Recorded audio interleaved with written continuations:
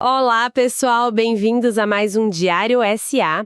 Hoje a gente tem em mãos um documento que é, sem exagero, o fim de uma era para muitos investidores. Com certeza. É o relatório gerencial de outubro de 2025 do Iridium Recebíveis Imobiliários, o famoso IRDM-11.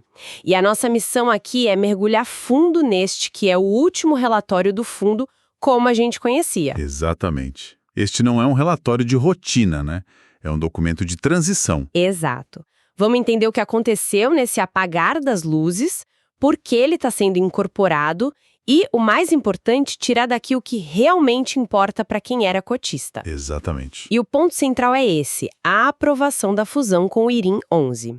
Na prática, a gestão está dizendo, olha, é mais fácil e eficiente pilotar um navio grande do que 2 barcos menores. Faz sentido.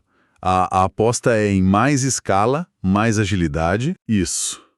Mas toda fusão tem seus detalhes, suas particularidades, e é aí que a nossa análise fica interessante. E a gente já começa com um número que saltou aos olhos de todo mundo, um rendimento de R$ 1,25 por cota. Um valor que, assim, fez muito cotista levantar a sobrancelha. Pois é, mas é crucial entender que isso não é a nova realidade, né? É tipo uma festa de despedida. Ok, vamos desvendar isso. Como é que esse número se quebra? Essa é a pergunta de ouro. O relatório mostra que só 58 centavos vieram da operação normal do fundo, sabe? Dos juros e da correção dos CRIs. Ah, então. E o resto? A maior parte, Os outros 69 centavos vieram de um resultado não recorrente. Se a gente junta as peças, o fundo está basicamente esvaziando os cofres, distribuindo lucros que estavam guardados, a reserva de caixa, antes de entregar as chaves para o IRM11. É um bônus de encerramento, então não um indicativo de geração de caixa para o futuro. exato, é o famoso zerar o balanço.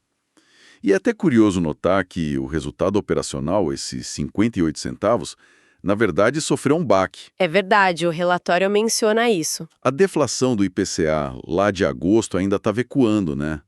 Diminuiu a receita em mais de 3 milhões. Tinha uma luz no fim do túnel com a inflação de setembro já positiva, mas o brilho desse 1,25 veio mesmo da reserva. Entendi. E essa distribuição toda está amarrada a um ponto, prático e urgente para o cotista, certo? Urgentíssimo. Como parte do processo, além de receber cotas do novo fundo, vai ter um pagamento em dinheiro. E para isso acontecer direitinho, a gestora e o administrador, o BTG Pactual, fizeram uma convocação. Opa! Aqui a atenção precisa ser redobrada. Qual é a ação necessária? O cotista precisa informar o custo médio de aquisição das suas cotas de IRDM11. E tem prazo. Tem. O prazo final é 26 de novembro de 2025. E atenção, o único canal é o portal do investidor do BTG Pactual. E se a pessoa não fizer, o que acontece? Aí vem o risco. Um risco bem concreto, na verdade. O de ter uma retenção de imposto de renda maior do que a devida sobre essa parcela em dinheiro, que está prevista para ser paga no dia 9 de dezembro. Nossa, ou seja, é um passo que pode literalmente economizar dinheiro? E como funciona essa questão do imposto, só para ficar claro? Pensa que é como declarar a venda de um imóvel. O governo quer saber por quanto você comprou para poder taxar só o lucro, certo? Certo. Se essa informação do preço de compra não for dada, o sistema pode, por padrão, assumir o pior cenário e reter imposto sobre o valor total e não só sobre o ganho. É um passo simples que evita uma boa dor de cabeça. Certo, então a parte burocrática e urgente está clara. Mas o que importa no longo prazo é o que está sendo fundido. A gente está falando de um portfólio de quase 3 bilhões de reais. É muita coisa. O que exatamente o IRIM11 está herdando? Essa é a parte que eu adoro. É como ler o testamento de um bilionário. O que o IRDM11 está deixando de herança? É uma coleção de joias ou tem uns esqueletos no armário? Ótima analogia. E a resposta é: os dois. Primeiro, as joias. A carteira é massivamente indexada ao IPCA, quase 66% do patrimônio, o que é ótimo no cenário atual. Excelente. E é bem diversificada por setor. Tem um pedaço em outros FIs, outro em geração de energia, shoppings. Não depende de uma única aposta. A gestão estava ativa até o último minuto. Ok, essa é a parte bonita da herança. Agora, vamos abrir o armário. Quais são os desafios, os ativos problemáticos que vão junto nesse pacote? Aqui a conversa fica mais séria. Isso levanta a questão do risco de crédito.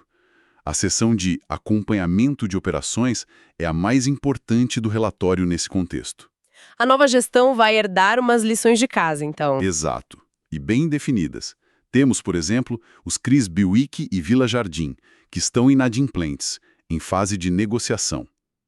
São problemas imediatos. E quais são os outros casos que tirariam o sono de um gestor? Eu apontaria 2 tipos de preocupação. O caso da Starbucks, que parece mais encaminhado, com um plano de recuperação judicial aprovado. Mas o caso mais complexo é, sem dúvida, o da Gramado Parks. Por quê? O plano de recuperação deles também não foi aprovado. Isso não seria uma boa notícia. Sim, foi aprovado. Mas aí que mora o detalhe. Qual? A aprovação veio com uma condição. Uma carência de pagamento que vai até julho de 2026. Nossa. O que isso significa na prática? Na prática, significa que é um ativo relevante que fica congelado no portfólio. Por quase 2 anos, ele não gera caixa, não paga juros, nada.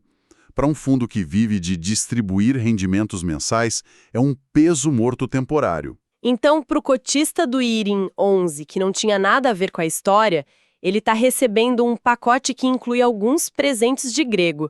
Isso pode travar o desempenho do novo fundo no curto prazo. Exatamente. É o ônus e o bônus da fusão. A gestão vai argumentar que o ganho de escala compensa esses problemas. Mas a realidade é que esses processos de recuperação são longos. O trabalho do gestor vira quase o de um advogado, um negociador. É como um casamento, então. Você casa com as qualidades, mas também herda os problemas da família. É a analogia perfeita. A aposta da gestão é que o casamento é forte o suficiente para superar as dificuldades que vêm no pacote. E esses desafios não existem no vácuo, né? Tudo depende do ambiente econômico. Como o cenário de juros e inflação que o relatório descreve afeta isso tudo? Você tocou num ponto fundamental. O cenário macro descrito no relatório é uma faca de 2 gumes para este novo fundo gigante. Como assim? Por um lado, o relatório cita as projeções do Focus, IPCA terminando 2025 em quase 5% e Selic em 15%. Para a parte saudável da carteira, a que está atrelada ao IPCA e ao CDI, isso é excelente. Significa rendimentos mais altos. Ok, essa é a parte boa da faca. E a parte que corta? A parte que corta é que um cenário de juros altos e economia crescendo pouco torna a vida das empresas devedoras mais difícil. Fica mais caro rolar dívidas, mais complicado gerar caixa. Ou seja, o mesmo ambiente que turbina os bons ativos aumenta o risco dos que já estão com problema. Exato. A gestão vai ter que navegar com muita habilidade nesse ambiente. É um equilíbrio delicado. E para quem quisesse ouvir isso da boca da própria gestão, o relatório fez um convite, não fez? Sim, e é uma ótima prática de transparência. Eles convidaram os investidores para uma live no YouTube no dia 12 de novembro para detalhar tudo isso e tirar dúvidas.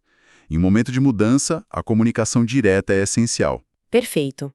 Então, para amarrar tudo que a gente extraiu deste documento, vamos aos pontos-chave. Primeiro, o IRDM11 encerrou suas atividades para se unir ao IRIM11.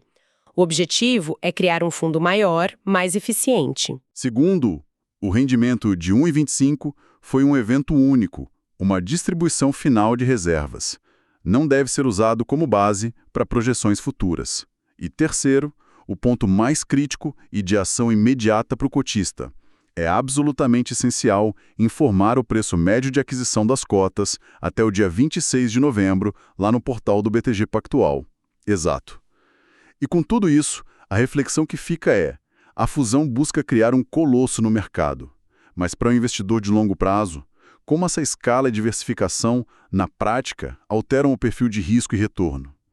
Unificar portfólios com suas joias e seus esqueletos é sempre o melhor caminho. Excelentes perguntas. O verdadeiro teste para essa fusão começa agora. E para você que acompanhou a gente até aqui, não esquece de clicar em seguir para não perder os próximos episódios do Diário SA. Isso aí. Episódio criado por Clayton, o criador do Diário SA. Até a próxima!